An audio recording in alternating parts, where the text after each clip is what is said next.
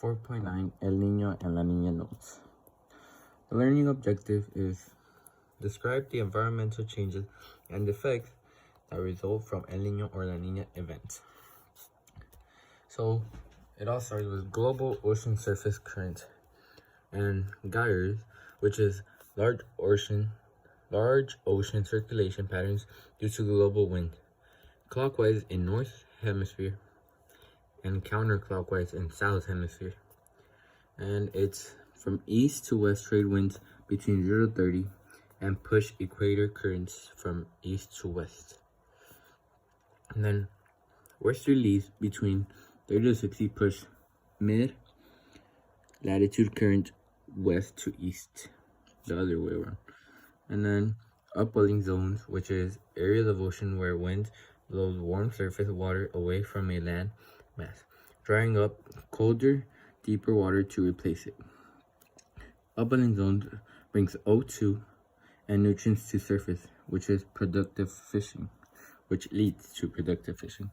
And then thermohaline circulation is connects all of the world's oceans, mixing salt, nutrients, and temperature throughout. And then warm water from Gulf of Mexico moves towards North Pole, cools and evaporates as it moves towards pole. Saltier and colder water at poles is more dense, making it sink. It spreads along ocean floor and rises back up into shallow warm ocean current at upwelling zones. And here's an image which shows the shallow warm current, which is the sign in black, which goes through this pattern, and then the deep cold current, which is in highlighter part, and it goes through this signs. And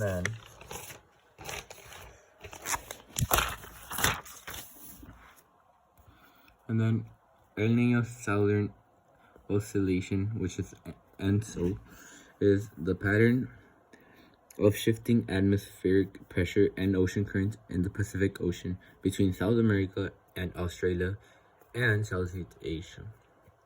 Oscillates or shift regularly from El Niño, which is warmer and rainier, to La Niña, which is cooler and drier conditions along coast of South America.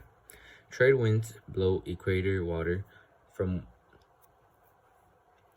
east to west in normal year. Trade winds weaken, then reverse from west to east, which is El Niño.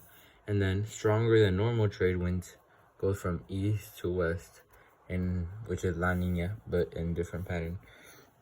And then the effects of El Niño is suppressed upwelling and less productive fisheries in South America, warmer winter in much of North America, increased precipitation and flooding in Americas, drought in Southeast Asia and Australia. It decreases hurricane activity in Atlantic Ocean, and lastly, it weakens monsoon activity in India and Southeast Asia. And these are the effects of El Niño.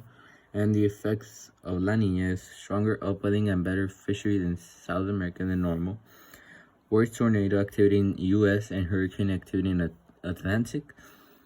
It's cooler, drier weather in Americas, and rainier, warmer, increased monsoons in Southeast Asia.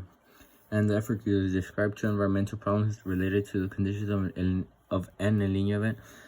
One environmental problem caused by El Niño event is the flooding that is caused in the Americas. And then the other